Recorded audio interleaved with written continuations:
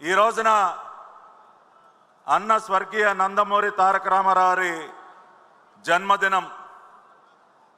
సరిగ్గా ఇదే రోజున 2 సంవత్సరాల క్రితం రాజమండ్రి మహానాడు వేదికపై నుండి ఒక సంక్షేమ విప్లవానికి నాంది పలికారు నారా చంద్రబాబు నాయుడు గారు.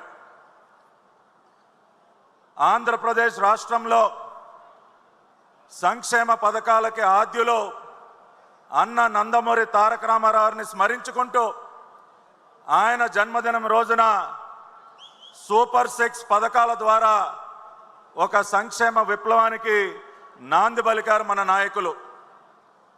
నాకు ఇంకా బాగా గుర్తు, ఆ రోజు ఇక్కడ ఉన్నటువంటి మీరందరూ కూడా ఆ చారిత్రాత్మకమైనటువంటి సభలో భాగస్వాములుగా ఉన్నారు.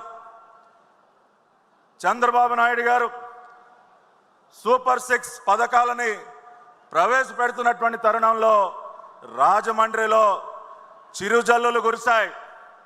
వరుణదేవుడు ఆశీర్వదించాడు. భగవంతుని ఆశీస్సులతో ఆ రోజున సూపర్ 6 పథకాలని నారా చంద్రబాబు నాయుడు గారు ప్రవేశపెట్టడం జరిగింది. గత సంవత్సరం జరిగినటువంటి ఎన్నికల్లో మనం చూసాం. ఆనాటి ఎన్నికల మైదానంలో రాష్ట్ర ప్రజానికం సూపర్ 6 పథకాల ద్వారా వారికి లభించినటువంటి భరోసాతో ఆనాటి పాలకులని ఎన్నికల మైదానంలో 6 కొట్టి బౌండరీ దాటించి బంగాళాఖాతంలో కలిపేశారు.